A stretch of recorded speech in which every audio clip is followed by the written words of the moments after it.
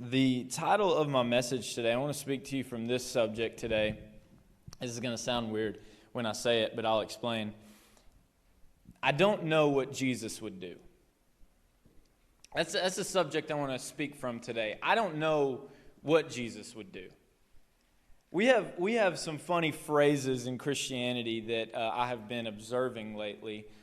Such phrases like, God don't like ugly. You know, we've said this, God don't like ugly, and, you know, it's funny because actually it's false. God loves it. He don't just like ugly, He loves ugly because we're all a testament to that, right? He loves us, and we're just plain ugly, you know, some of us physically, but I'm just kidding, I'm kidding. But He loves us. He loves us, and we have phrases like this and phrases like, that's not very Christian-like of you. That's not very Christ-like. I don't know if you should be behaving that way. It's not very Christ-like of you. Or sometimes it goes just like this, like, now what would Jesus do? WWJD. Now what would Jesus do? What would Jesus do? We have branded this statement. It is literally, they have bracelets. You can get your own bracelet. Is anybody wearing one today? What would Jesus do? Okay, sometimes, you know, I'm not calling you out. I was just wondering if anybody had one on. But no shame in that. But what would Jesus do? We've branded that statement. It's T-shirts. We'll sell it everywhere. People say it anywhere. What would Jesus do in your situation, where you're at, in your circumstance? What would Jesus do? And then there is this new brand. I don't know if you've ever heard of this, and this is not a knock because, you know, I love this. I support this. But they are, let me get this right, HWLF.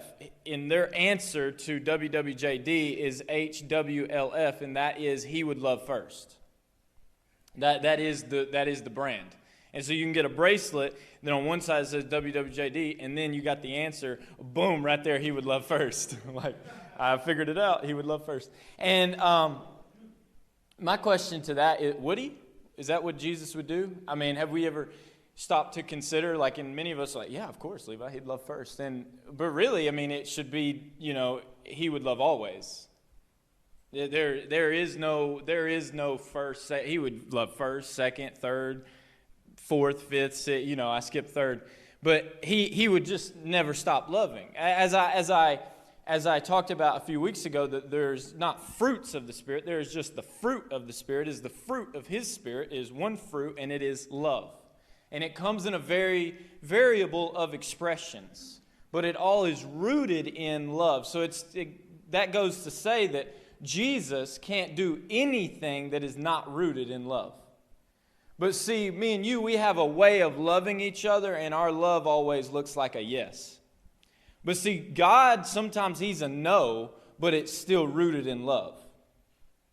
You know, so He wouldn't just love first, He would love always, at all times. He can't do anything apart from love. It's what He's rooted in. It's who He is. It's just His essence. He is love. But this is the brand, and I have no problem with that because I would rather people know the answer is love. That is a good answer. That's a good start. What would Jesus do? But in my position in life, what I'm doing, preaching, pastoring, whatever you want to call it, you know, I just consider it getting the opportunity to share the good news of Jesus. That's what it is to me. I don't really like all the titles, but in this position, because this position comes with standards and expectations from the public, and in this position, I have put a lot of pressure on myself, as well as others put this pressure on you. What would Jesus do? You know, every situation in my life, I have had to ask myself this phrase a lot in my life. What would Jesus do here? What is the Christ-like, what is the Christian-like thing to do in this scenario? What exactly would Jesus do? Because in your position, you're going to need to make sure that you're doing somewhat equivalent to what He would be doing. And my question to this is, since when did we have Jesus figured out? I just think it's so funny. Like, everybody loves to go around and say, WWJD, what would Jesus do? And, you know, is that the Christian-like, is that the Christ-like thing to do? And at what point did we ever stop to think, when did we figure out the God of the universe that we can actually have an answer to that question, what would Jesus do? And last week I talked about the Lord's Prayer. And if you remember in the Message version, when it starts out like this. It says, the second line is, starts out with our Father in heaven, and then it goes, the second line is, reveal who you are. That's what Jesus said. You should pray like this. Your second line should be, hey, God of wonders, God of the universe, God that I can't figure out, God of mysteries, God above all, reveal who you are to me.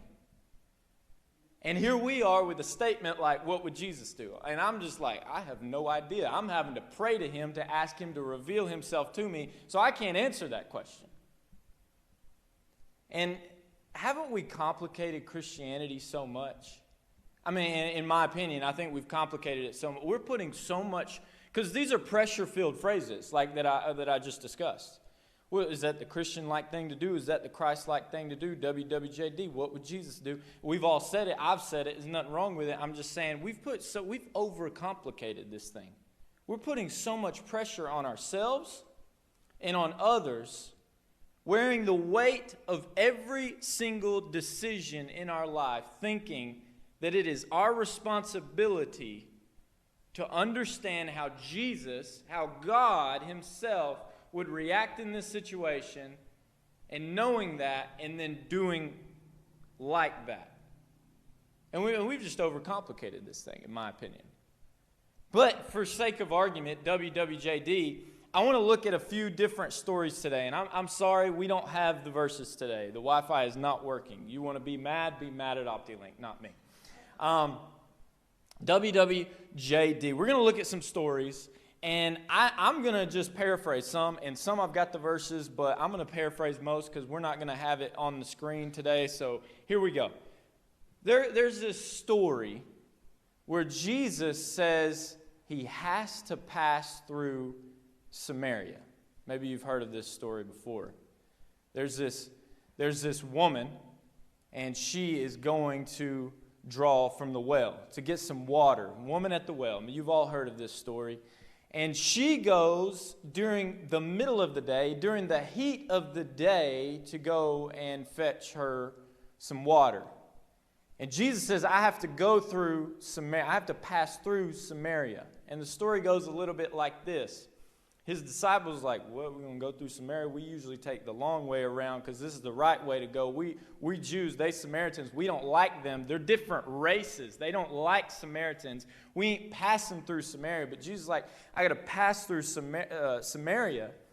And there he sees this woman at this well. And let me tell you what's going on. She goes in the heat of the day, and she goes to fetch her some water. Now, this is important context that she goes in the heat of the day, because women during this time, this was their social hangout.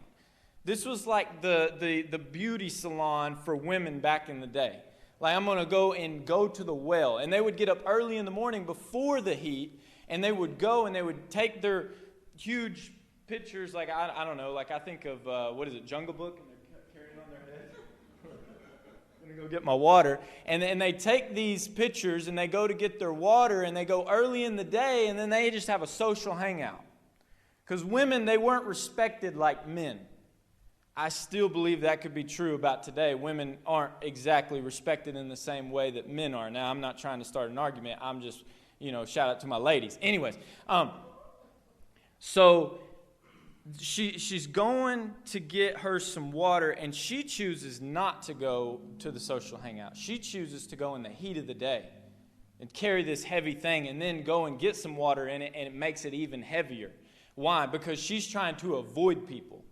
Why? Because people don't like her. She has been ostracized. She is an outcast. She is not liked at all. She is going to get her water, avoid all people, and then get back. She don't want to see nobody. And Jesus is like, I got to pass through Samaria.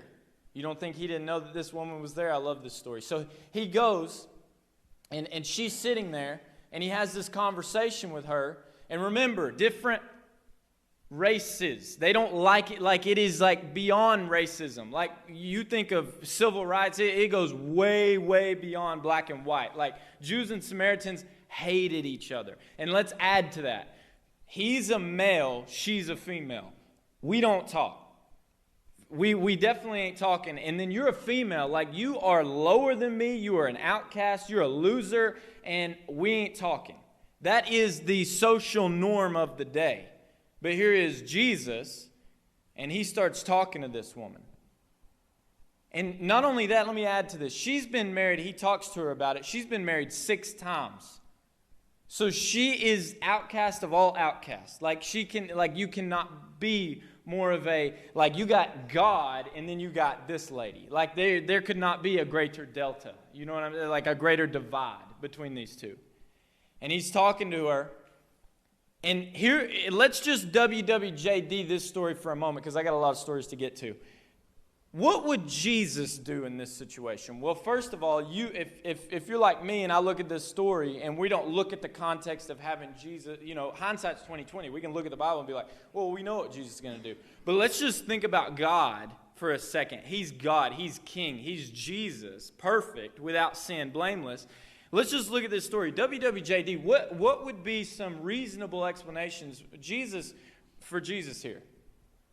I mean, he could walk up from his long journey and be, hot and, want a drink. And he'd be like, I'm not really going to talk to her. I'm not going to look at her.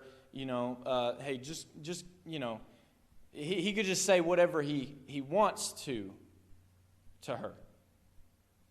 But he chooses to do what none of us would expect him to do. He talks to the outcast. He loves on the outcast. He talks to the Samaritan. He talks to the woman who has been married 6 times. He does the exact opposite. And then he does something even crazier. He asks her for a drink of water. I mean, this is bizarre. Is anybody looking at this story and is like, if we're walking throughout our day and we're using this as a WWJD moment, I'm pretty sure none of us are going to come to that explanation of that is something that Jesus would do. But that's just me. Let's continue. There's this story in Mark chapter 2. There's this man who's paralyzed. And you all know the story. Jesus is teaching to a crowd. There's such a crowd in this house that they are filled even to the outside. These friends bring their friend on a mat who is paralyzed. They carry them all the way there. There's no room to get inside the house. So what they decide to do is we're going to take him up on the roof and we're going to tear out the roof and then we're going to lower him before Jesus. And this is what happens. It says, soon there were so many people crowded inside the house to hear him that there was no more room, even outside the door. While Jesus was preaching the word, 4 men arrived carrying a paralyzed man, but when they realized they couldn't even get near him because of the crowd, they went up on top of the house and tore away the roof above Jesus' head. And when they had broken through, they lowered the paralyzed man on the stretcher down in front of him. Okay, so he's been lowered down. WWJD, what would Jesus do in this moment? Well, if you're like me, I'm expecting Jesus to just miraculously, he's God, he's been doing some miraculous healings and miracles. I'm just expecting Jesus to be like, hey, get up and walk. That's what I would expect Jesus to do. Is that not what you would expect Jesus to do? What would Jesus do in this situation? And let's look at what Jesus does. When Jesus saw the extent of their faith, he said to the paralyzed man, my son, your sins are now forgiven.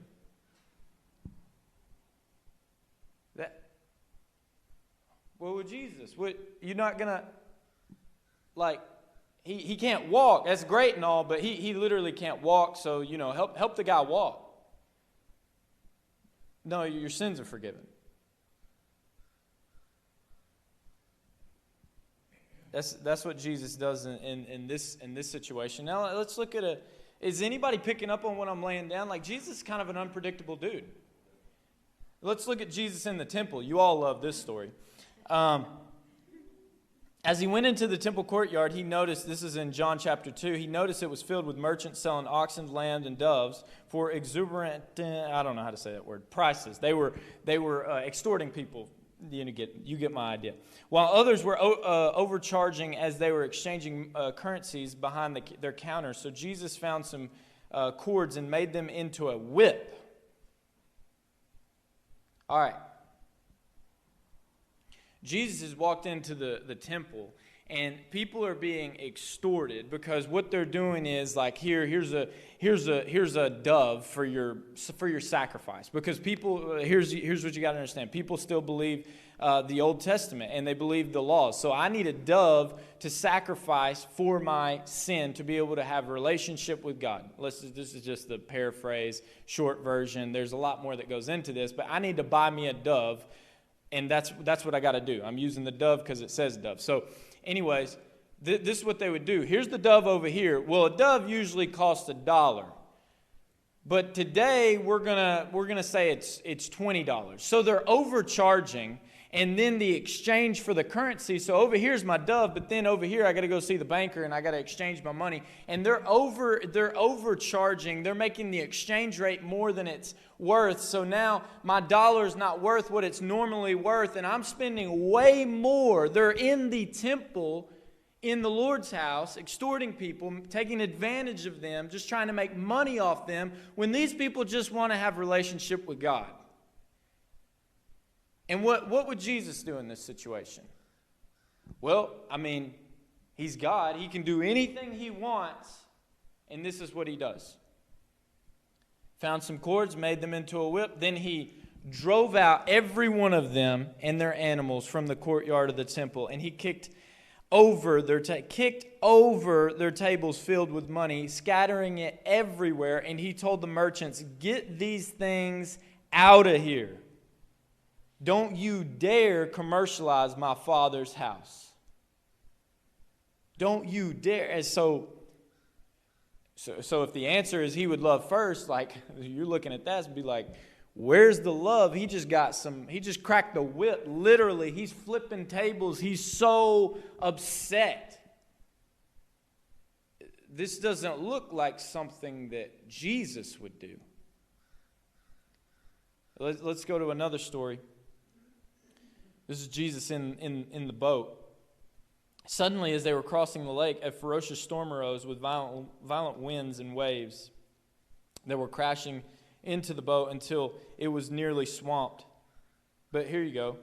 All right, so me and my guys, we're on a boat and we're crossing the lake, and there's a big storm. If you're Jesus, what would you do in this situation? Well, if I'm these guys were definitely expecting it. If I'm imagining Jesus in this situation, I'm expecting him to stand up and be like, just calm the storm, maybe go walk on the water, do some laps like Dash in The Incredibles or something. Like, it would just be a completely different scene. But there's this ferocious storm, and let's WWJD this.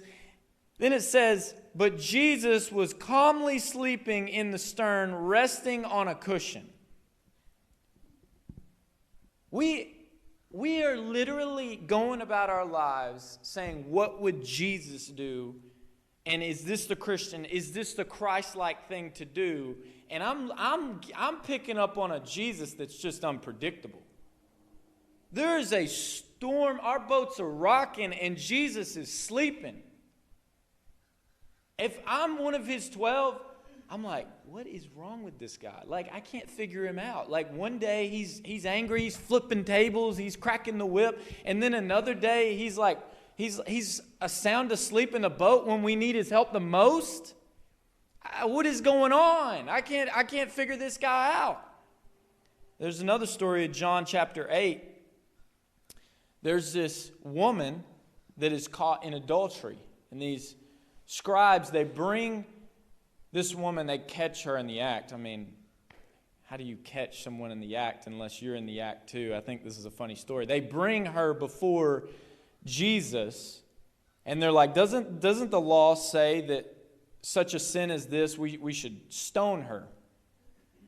And what would Jesus do in this moment? Well, I think Jesus, if you're like me, would be justified because the law does state this. It's in Leviticus. So the law does state this. So Jesus being perfect, being God, he would be justified in picking up some stones and start throwing them at this woman. Like, we may be like, what's going on? But he would be completely justified in doing this. It wouldn't sell Christianity so well, but you get my point. Like, he could just be like, okay. Or he could do what I would want him to do, which is pick up the stones and start throwing them at those guys. Because he knows that if you caught her in the act, you were there too. The law actually states that the man and the woman be stoned. So they would, this is funny to me, but they would actually have to be stoned too. What does Jesus do? What does he actually do? And we're talking about what would Jesus do. Here we go. What would Jesus do? This is what Jesus does. It says Jesus didn't answer them. So they talk to him. He's like, and then he does this. This is what he does next.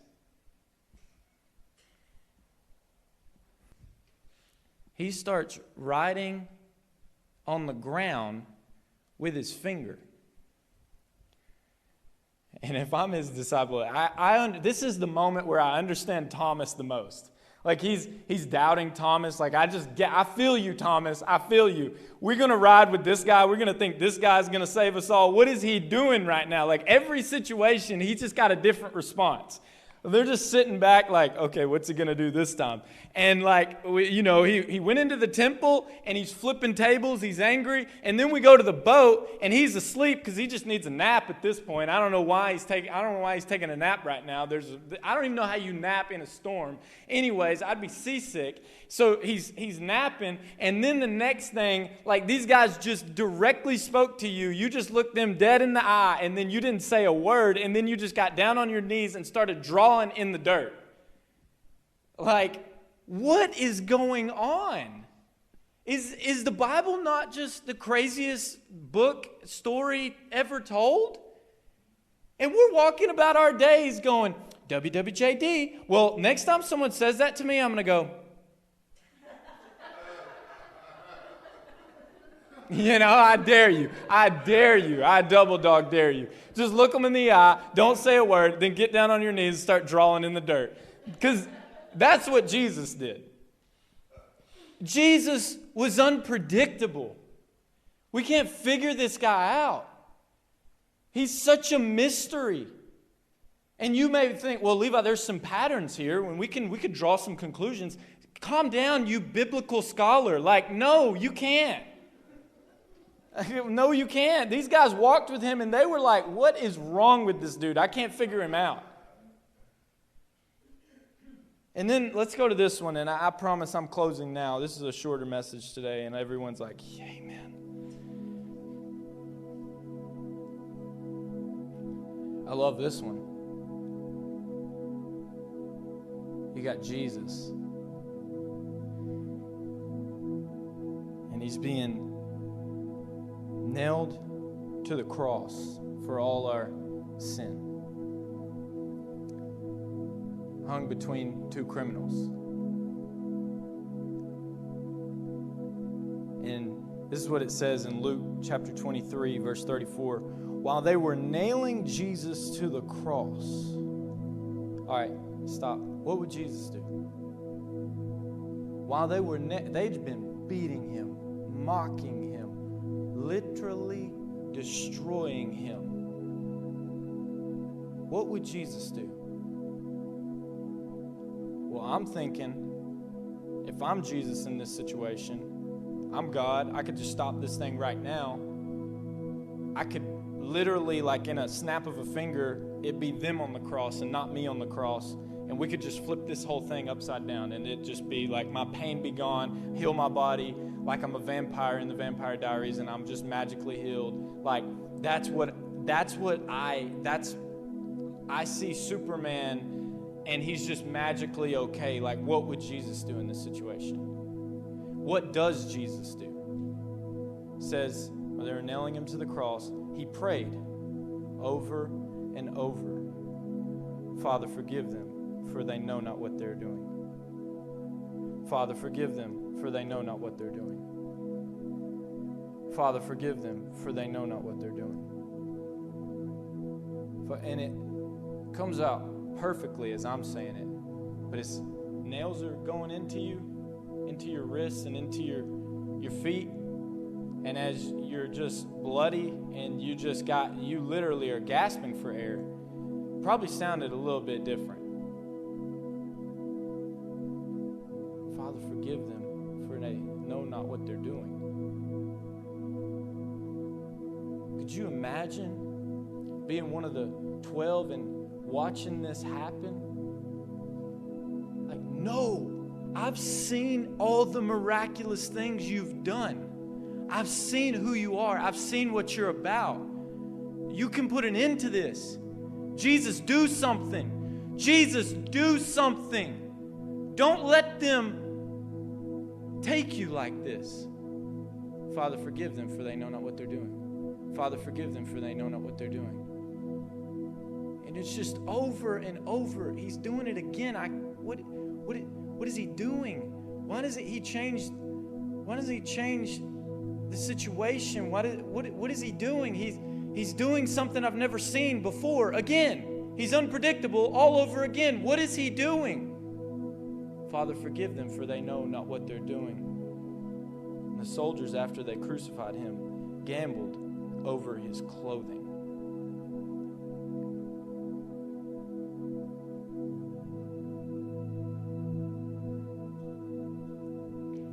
You know, I'm doing this message just to make a simple point today, really. It's real simple. But it's massive. If we could catch it, it could help us so much in our daily lives. You know, we say comments like this, like, you know, be careful how you handle this situation. Be careful how you behave under these circumstances, because you can hurt your testimony. I've heard that my whole life. And that's a Christian term. And I'm not knocking that, because there's a lot of truth to that. You can hurt your testimony, but I can understand you causing someone who's like looks up to you like a role model, and they're young in their faith, they're immature in their faith, but they're all about this thing. Like they accepted Jesus, they're all for it. They want to live with heart abandon. And you do have to be careful how you carry yourselves, because you don't want to cause them to stumble, making them think something about this faith that isn't so. But then there's a flip side to this, and we've used this "what would Jesus do" mentality, and you're hurting your testimony, and we're using this in such a way that it's becoming all about us. And I can't show any weakness. I can't be myself. I can't, and we're telling people, hey, Jesus saves, but then we're living our lives in such a way that displays, once he saves you, you can save yourself. And it's all backwards, because we're so consumed with hurting our testimony. But doesn't the Bible say that his strength is made evident in my weakness?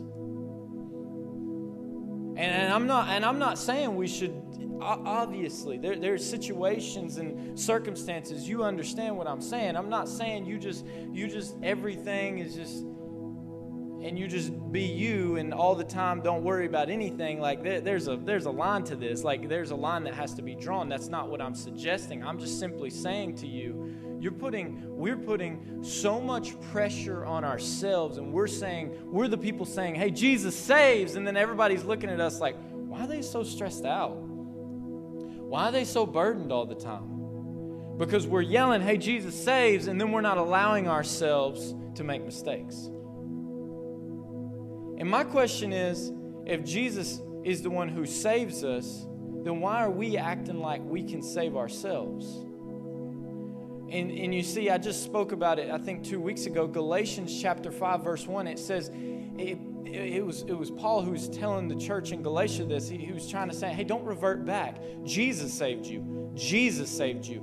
You will not save yourselves. You can't maintain the salvation he has given you. He says, it is for freedom that Christ has set you free. It is for freedom. It is so that you would be free. And here we are, and then it says after that, do not submit again to a yoke of slavery, to a yoke of bondage. Don't do that to yourselves. Don't do that. And here we are, we're holding ourselves to such a standard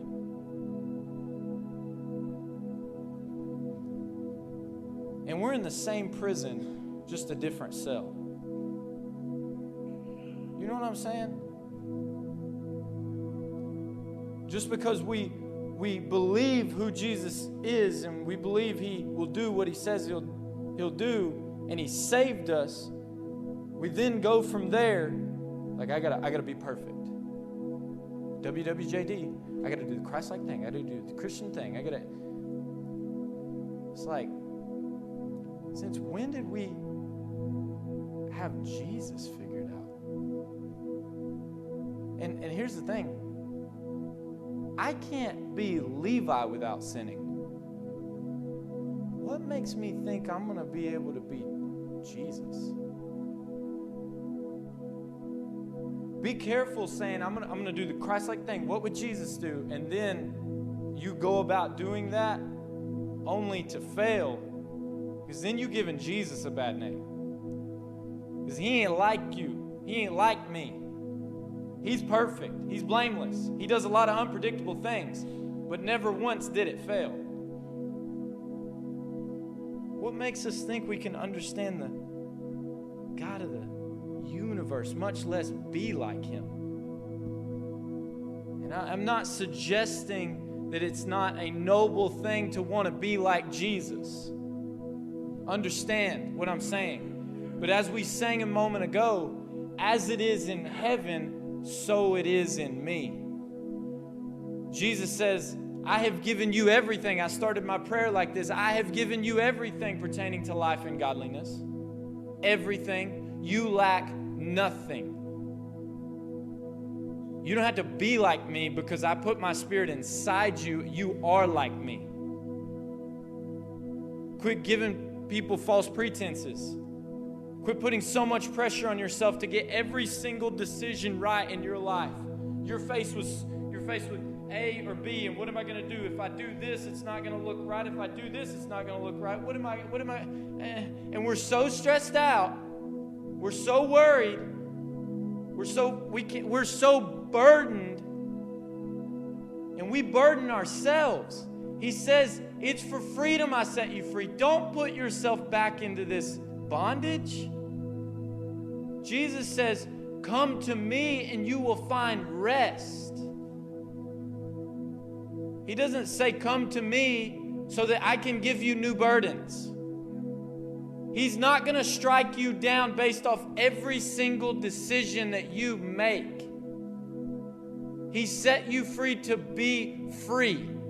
How about from now on, and this is my point, how about from now on, we just do the best we can with what we know and what we believe to be true about our God. And we just trust and leave the rest up to Him. We just leave the results up to Him. Because there's going to be some decisions in your life. I had one recently that I had to make, and it was a tough one. And I was like, if I do this, I don't know if this is right. And if I do this, I don't know if this is right. And I started that with, what would Jesus do? And I ended up with, I don't know what Jesus would do. That's what stemmed this message. I don't know what Jesus would do. Why do we think we know what Jesus would do? We don't. We don't know what Jesus would do. And here's the thing. Everybody else is going to tell you that that's not okay. But I'm here to tell you, it's okay not to know. It's okay not to know. And don't beat yourself up over a decision you made because you're putting the weight of the world on yourself. And then also don't hold other people to that same standard. Because they're doing the very best they can with what they know and believe to be true about their God. But the truth is, I don't know what Jesus would do. He's unpredictable, but He's perfect. And He made me right. He made me whole. And I'm going to go with Him. I'm going to walk with Him. I'm going to work with Him. And I'm going to watch how He does it. Learn the unforced rhythms of grace. That's how it says it in the Message version. It's for freedom that Christ has set us free. Don't get out of your prison cell that Jesus has set you free from, and you're like, I'm free. And then you just like move one cell over and you walk back in. And you create your own cell, and you're imprisoning yourself. You're enslaving yourself. You're putting yourself in bondage. You're creating your own 10 commandments. You're creating your own burdens. It is for freedom that Christ sets you free. Be free. Be free. Trust Him. Walk with Him. Watch Him. He'll do it. You don't have to beat yourself up. He loves you. He's for you. Believe that. Let's pray together. Jesus, thank you so much. We're just in awe of you.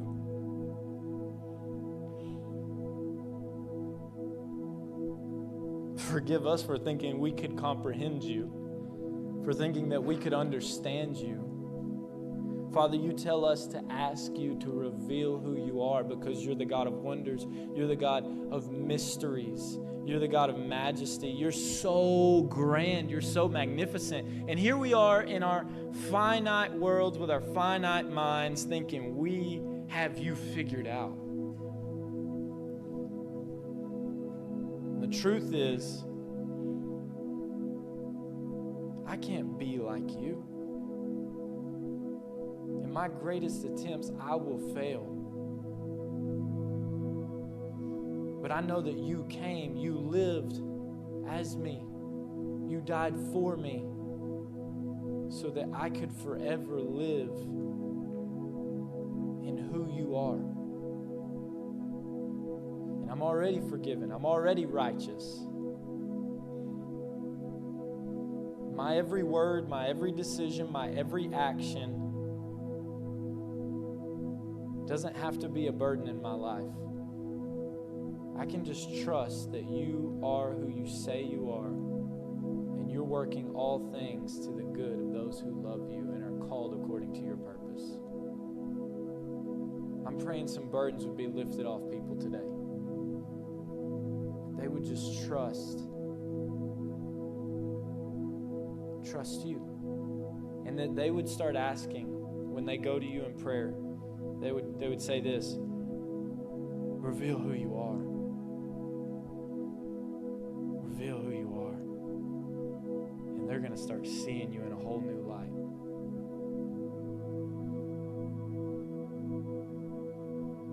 We're going to leave the results up to you, Jesus. We love you. It's in your name I pray. Amen. Let's stand and let's